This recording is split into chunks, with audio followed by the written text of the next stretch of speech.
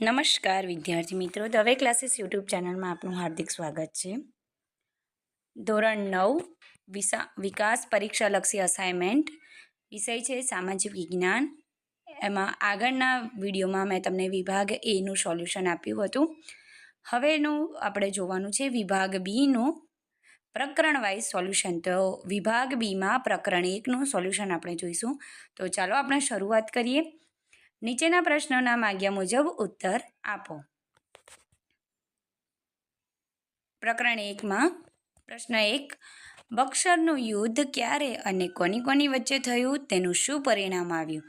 તો જવાબ આવશે બક્સરનું યુદ્ધ ઈસવીસન 1764માં બંગાળના પૂર્વ નવાબ મીર કાસિમ, મુગલ શહેનશાહ શાહ આલમ તથા અવધના નવાબ સંયુક્ત લશ્કર અને અંગ્રેજો વચ્ચે થયું. બક્સરના યુદ્ધમાં અંગ્રેજોની જીત થઈ. મીર કાસિમ નાસી ગયો. મુગલ શહેનશાહ શાહ આલમે અંગ્રેજોને બંગાળ, બિહાર અને ઓડિશા પ્રાંતોમાંથી જમીન મહેસૂલ ઉઘરાવવાની દીવાની સત્તા આપી. પ્રશ્ન 2, પ્લાસીનું યુદ્ધ ક્યારે અને કોની વચ્ચે થયું, તેનું શું પરિણામ આવ્યું? તો જવાબ આવશે પ્લાસીનું યુદ્ધ ઈસવીસન 1757માં બંગાળના નવાબ સિરાજ ઉદ દૌલા અને અંગ્રેજો વચ્ચે થયું. આ યુદ્ધમાં અંગ્રેજોની જીત થઈ. ત્રીજું, ઈસ્ટ ઇન્ડિયા કંપનીના શાસન દરમિયાન ભારતનો કારીગર ગરીબ અને બેરોજગાર બન્યો, કારણ કે તો જવાબ આવશે ઈસ્ટ ઇન્ડિયા કંપનીની જકાત નીતિ અન્યાયી અને ભેદભાવ ભરી હતી, તેમજ કંપનીએ ભારતના હુન્નર ઉદ્યોગોને કચડી નાખવા અયોગ્ય રીત રસમો અપનાવી હતી. ચોથું, નિયામક ધારાની મુખ્ય જોગવાઈઓ શી હતી? તો જવાબ આવશે ઈસવીસન 1773માં અંગ્રેજ સરકારે પસાર કરેલા નિયામક ધારાની મુખ્ય જોગવાઈઓ નીચે મુજબ હતી. એમાં પહેલું, બંગાળના ગવર્નરને ગવર્નર જનરલનું પદ આપવામાં આવ્યું. બીજું, અંગ્રેજ કંપનીના વેપારી અને રાજકીય હિતો તેમજ પ્રવૃત્તિઓને ગવર્નર જનરલના સીધા અંકુશ નીચે મૂક્યા. ત્રીજું, મુંબઈ અને ચેન્નઈના ગવર્નરોને તથા તેમની કાઉન્સિલને ગવર્નર જનરલના સીધા અંકુશ નીચે મૂકવામાં આવ્યા. પાંચમું, ડેલહાઉસી સામ્રાજ્યવાદી સાથે સુધારાવાદી પણ હતો. આ વિધાન સમજાવો. તો જવાબ આવશે તેના સમયમાં ભારતમાં પ્રથમ રેલવે ઈસવીસન 1853 મુંબઈથી થાણા, ભારત ઇંગ્લેન્ડ વચ્ચે તાર વ્યવહાર, જાહેર બાંધકામ ખાતાની સ્થાપના, અંગ્રેજી કેળવણીની વ્યવસ્થા વગેરેની શરૂઆત થઈ, તેમજ વિધવા પુનર્વિવાહ અને બાળ લગ્ન પ્રતિબંધક ધારા પસાર થયા. પ્રશ્ન 6, પ્લાસીના યુદ્ધમાં સિરાજ ઉદ દૌલાની હાર થઈ. આ વિધાન સમજાવો.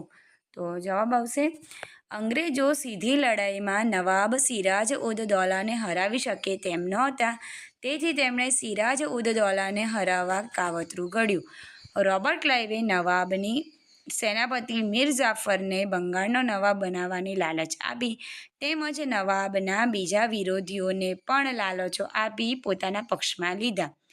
અમીચંદે 30 લાખ રૂપિયા આપવાનું કબૂલી અંગ્રેજોને મદદ કરી. ત્યાર પછી રોબર્ટ ક્લાઇવે બંગાળનો નવાબ અંગ્રેજોને કનડગત કરે છે એવું બહાનું કાઢી તેની સામે ઈસવીસન 1757માં યુદ્ધ જાહેર કર્યું. પ્લાસીના મેદાનમાં સિરાજ ઉદ દૌલા અને અંગ્રેજો વચ્ચે થયેલા યુદ્ધમાં અંગ્રેજોની જીત થઈ. પ્રશ્ન 7, ડેલહાઉસીએ ખાલસા નીતિ અમલમાં મૂકી. વિધાન સમજાવો. તો જવાબ આવશે ડેલહાઉસી ઉગ્ર સામ્રાજ્યવાદી હતો. તે કોઈપણ ભોગે સમગ્ર ભારતમાં કંપની સરકારના શાસનનો વિસ્તાર કરવા અને અંગ્રેજોની સાર્વભૌમ સત્તા સ્થાપવા ઈચ્છતો હતો. આ હેતુ સિદ્ધ કરવા માટે ડેલહાઉસીએ ખાલસા નીતિ અમલમાં મૂકી. 8, વેલેસ્લીએ સહાયકારી યોજના અમલમાં મૂકી. આ વિધાન સમજાવો. જવાબ આવશે ગવર્નર જનરલ સર જ્હોન શોરે તટસ્થતાની નીતિ અપનાવી હતી. તેના કારણે ભારતમાં ઈસ્ટ ઇન્ડિયા કંપનીની પ્રતિષ્ઠા ઘટી અને તેનો રાજ્ય વિસ્તાર અટકી ગયો.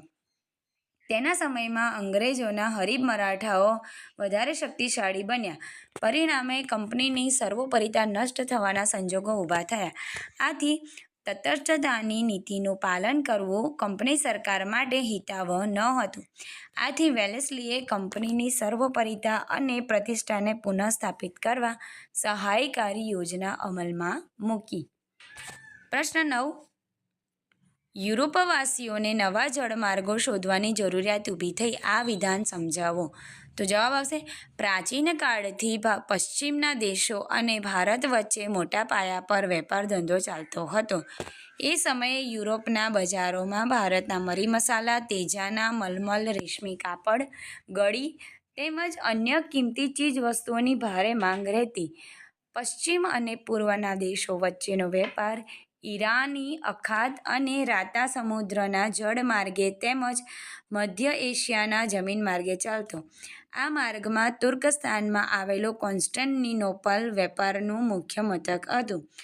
ઈસવીસન 1453માં તુર્ક મુસ્લિમોએ કોન્સ્ટન્ટિનોપલ જીતી લીધું. પરિણામે યુરોપના દેશો અને ભારત વચ્ચેના વેપારનો માર્ગ બંધ થયો. યુરોપિયન પ્રજાને ભારતના મરી મસાલા વગર ચાલે તેમ નહોતું.